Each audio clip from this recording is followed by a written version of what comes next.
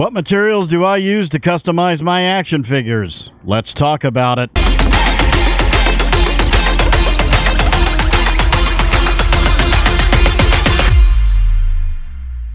Greetings, toy heads, and welcome to another episode of Go Figure with me, your host, Eli Williams, here on the Digitally Rebastard Network, the action figure show about news, reviews, collecting tips, customizations, kit bashing, everything mules into this fun, nerdy hobby that you and I both love. And this week, we are going to be talking about materials. Specifically, the materials that I use to do customizations in my action figures. Not really kit bashing. Kit bashing is more of swapping out parts and putting them on other figures. This is more of repainting and that sort of thing. So first thing we want to start off with is paints. The paints that I use. I have different paints for different purposes. So like, okay, for instance, this is one that I use here, Academy Acrylic. I got this at Hobby Lobby, and it's actually very reasonable, as you can see. It was like $4.50 for this tube. This is a I got a red, a yellow, and a blue on these, which are the only colors that I have. So I mix those to make the ones that I need. But this is a paint that, because like some paints you're going to need to add water to and thin it out a little bit. This is one that you do need to add a little bit of water to, but it depends on what you're going to use it for. This paint I typically like, if I, for instance, when I did one of my custom Batman that I made, I used this for the gauntlets and the boots and the trunks. This would be more of a upper layer clothing paint. You dilute it with water a little bit. I would say on this it would be 2 parts paint, 1 part water. But if we move into this is Magic Fly. This is another brand that I use. This paint would be more for body work. So like on some of the different Mandalorians that I've done, like I've used these paints, and I have a whole set of colors. I got these off of Amazon. It was actually a really good deal. I think it was like $23, and I got like somewhere the ballpark of like 24, 26 colors. This stuff you're gonna, it would be 1 part paint, 1 part water. You would need to dilute this. This would be for, like, you know, Boba Fett's jumpsuit, like what he would have on under his armor, or something like that. It's more of a gritty paint. It is not as a smooth of acrylic, and I only use acrylics. It's not as a smooth of acrylic as this is. It's more of a gritty type of paint. But this is what I would use, and I would recommend these. There are better paints. They're a little bit more expensive. But honestly, you can save a little bit of money and use these. They're fine. This is a metallic gold. I haven't really used that. I don't think I've actually even cracked that open. I have used the sky blue. They mix well. And they apply well depending on the plastic of the action figure. I'm going to move these aside. Now we're getting into more of a detailed paint, and that is this. This is the AV brand, and I'll bring this up here too because that's my flesh paint. Model color and game color. It's all made by AV. This paint would be more of fine detail workings, like say for instance on Boba Fett's helmet, the red lining or the red edging, or I use this a lot for if I get a custom head that I will paint. I have to paint the hair or something like that. That's what I would use. This is this is primarily the type of paint that model painters like that make the little Dungeons and Dragons figurines would use. And it's a very, very good paint. I got it from it was a art craft company, and the name escapes me at the moment. If I think about it, I'll put the link in the description down there. But this paint, you typically have to do 2 parts paint, 1 part water. You don't have to really dilute it that much. The flesh tone, I don't typically dilute. It really depends on whether or not, like, if I've got like a regular plastic 3D printed head, I would probably dilute this because it doesn't apply to hard plastic, but this applies really well to resin, to like 3D printed resin. So yeah, this is really, in my opinion, the best paint that I have. But it is more for fine detail, like if I do eyebrows or something like that. That's what I would use. So we're gonna move this aside over here. I'll just put it over here. Okay.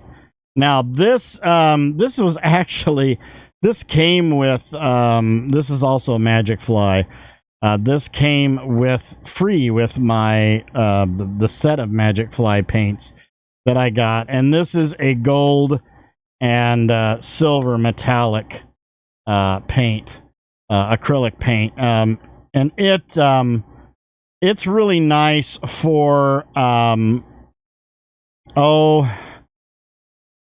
I would say what I've used it for mainly would be, I would do 1 part paint, 2 part water on this stuff, and like for instance on my Jason Momoa Aquaman movie edition character action figure, I used the gold. I basically made a wash with the gold, and I use that, or I'll use the silver as a wash to give like armor more of a metallic look. Like I'll paint the color I want the armor, but then I'll give it a wash of that stuff and then kind of rub it in. And this stuff is really, really good for that. My brushes that I use, they're just a real simple set of brushes like these, that have the real fine point on them. It's so hard to get these back in there. These are more like, obviously, fine detail. I used to use these for eyebrows and eyes, but I no longer need them because of something that was staring me in the face. And I finally realized, I can use that, which I'll get to that in a bit. This set of brushes is what I use mainly for more detail for like armor and body work and stuff like that. As you can see, I've only really used 1 brush that's in here. The other ones I haven't really touched yet because they're more artist style, like portrait brushes and stuff. But yeah, these are pretty good brushes. I got them on Amazon. Okay, now let's take a look at some of my pens here. These are T-Stro multi-surface paint pens. And these, I use these for very, very finite detail. Just kind of shake them up and it gets the paint into. But like as you can see here, I can that they're acrylic pens, and that'll actually come right off. I got a little bit of red on me there, but these come. I got these on Amazon, and they come in a wide variety of colors. They actually have a metallic silver and a metallic gold in there. But I also use the I've also used these to detail hair and do eyes, eyeballs, specifically using the white and blue brown to do eyeballs. I no longer do that because of something else that I've picked up on, which I'll get to here in a moment. We'll move this aside. And then I also have these. These are Gundam markers. These have a fine point black, and then white, blue, red, yellow, and then a silver, which I've used here and there for different things. I'm not really used these a lot, but I picked them up at Hobby Lobby.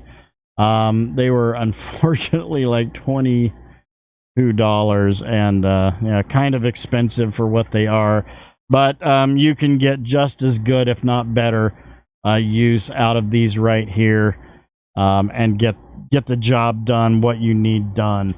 Now we will move on to my discovery on how to do eyeballs correctly.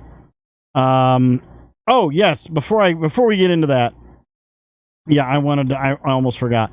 I also use these. This is a Molotov. You've probably seen a lot of people use these. This is a liquid chrome pen. This will allow you to make, like, say for instance, one of the things I want to do with one of these is I have two Jango Fett's. I have the movie Jango Fett, and I have the Gaming Greats Jango Fett. And excuse me, I thought I had a sneeze coming on. And eventually I will use this. I'm going to go over all the silver on his armor and give it more of a shiny metallic look, and that's what this will do. And then I also have these, which is a Pen Touch, which is basically the same thing but in gold. This is what I went over the Babu Frick C-3PO that's in my Jabba's court, and that is what I went over him with and gave him more of a metallic gold finish with. Now we're on to this. This I discovered on eBay. I think, well, I actually discovered it on Amazon, but the company that shipped and sold and shipped these were out of them. But I did manage to get one on eBay for like $6. And this is a fine point white. Get that to function here. Yeah, I need to prime it a little bit. But this is what I now officially use for eye whites on custom heads. So if I need to do the whites of an eye, I use this right here, and it is an acrylic. I think it's acrylic. Nevertheless, it's a paint pen, and it allows me to do the whites of eyes, which is doing eyes for me is the worst. I can paint a head, I can do a custom head, I can do hair, I can do a black wash on it, and it all comes out fine. But eyes are so difficult. And the one thing that has helped me is this.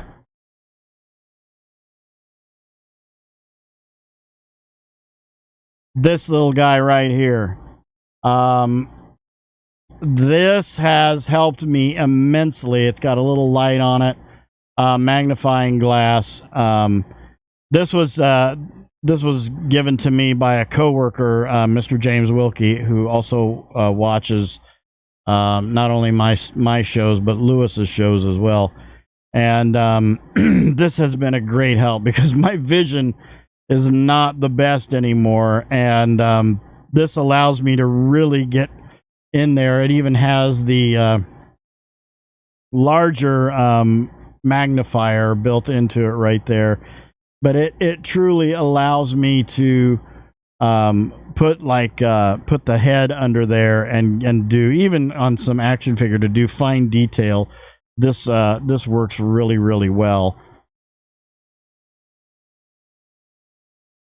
Okay, now on to what I've been using for eyes as well, or perhaps not just eyes, but fine detail work as well, and that is simply the fine point Sharpie.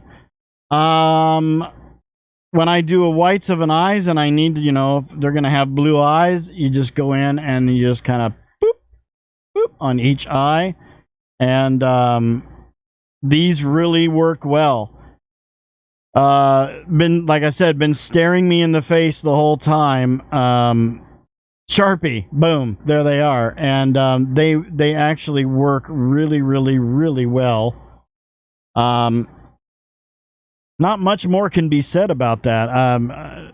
If you really have trouble, the only thing I would say about them is if you screw up, which I have done many times, and you don't center the eyeball correctly, you would just go over it with this and then just cover it back up and start over. But so it's all about precision, placing the eyeball exactly where you want it, and then putting the iris in there. And since we're on the subject of custom heads,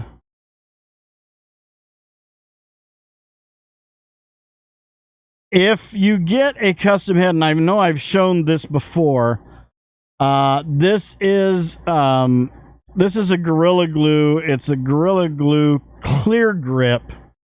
If you run into a situation where you have a custom head that is perhaps the peg hole is bigger than the neck peg, or the head, some 3D printed heads, whether they be plastic or resin, don't have a peg hole at all, this is a really, really good glue to fill. You can fill that head up, fill that neck peg hole up with, and then what I do is I have a cordless Dremel, and then you just Dremel, because this will solidify, but it won't solidify solid. It solidifies as like a very pliable rubber, almost like a rubber cement. And it usually takes about 24 to 36 hours to solidify, and it will allow you to create a encompassing rubber environment for the neck peg. So if you have a neck peg that's too small, say for instance, like some of the Star Wars The Black Series have been coming out with a neck with a ball and a ball joint down in the body, in the upper torso, and then having a neck with a dumbbell in it, which is a smaller neck peg than, say for instance, if you just have a neck with a ball point and a ball and a hinge on it. So if you have a smaller neck peg or a dumbbell, you can use that glue and create you just fill in where that neck peg or dumbbell joint will go, and then Dremel out to make it fit perfectly, and it works. It works great. I've used it many, many times. I've tried a few different ones. I even have a hot glue gun that I got at a local hardware store, and I swear by this stuff. If you get you some of this, you don't have to use any of that fun tack blue little silly putty crap. Throw that away. This right here, I think it's about $6 a tube. It works wonders. Now, jumping back into paint, because there is something that I overlooked. Set this stuff aside. This stuff right here, this is Apple Barrel gloss black acrylic, and this is something that I use. I have this in a smattering of colors, but this is something that I have used to do. I've used it for black washing. I've used it for darkening of other colors. Like, say for instance, if I need a glossy gray, I would add a little bit of white to it. Stuff like that. I also have a dark blue and a red. Just some basic colors. I need to get a yellow. It is a really good and a very reasonable paint that you can get off of Amazon. And it works really, really well. I used it to make a custom Batman. I did the head and cowl and gloves and trunks and boots. I used it. You do have to dilute it. One part paint, one part water. But it's a really nice paint and works really well. And then we have this. This is a glow-in-the-dark acrylic from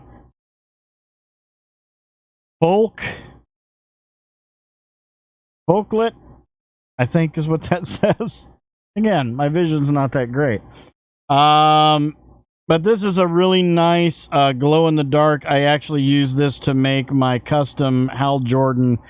I had a DC Universe Classics Hal Jordan that I tried to. It was one of the first customs that I tried to enhance his costume and failed miserably. And when I tried to get the paint off, I ended up taking more than I bargained for. So I kept him around, and eventually I made a Hal Jordan Spectre out of him. Because I got a custom cloak. So I put this stuff on him, and it's really cool because when I turn the light off in the area where my DC characters are, he glows. So that's a really cool really cool paint. If you ever want glow in the dark acrylic paint, that would be the one I would recommend. So I will wrap it up there. That is pretty much what I use. There are some other things that I use, like I keep toothpicks in my paint bag and a toothbrush, just to do certain things. There's always little ways that you can enhance your customization, paintwork, and everything. By using just simple things around your house. So that will be all for this episode. So thank you guys for watching. I hope you enjoyed that. Please remember to like, comment, and subscribe. Smash that bell so you can get information on all the good things coming out of the Digitally Rebastard Network, as well as join us on Twitter, Discord, and my TikTok by clicking those links in the bottom right-hand corner of the banner on our channel page. Become part of the DRN family. We will welcome you with open arms. You've been watching Go Figure with me, your host, Eli Williams, here on the Digitally Rebastard Network. You all have a great week and a great day. I'll see you next time, and until then, don't forget to get your figure on. Take care.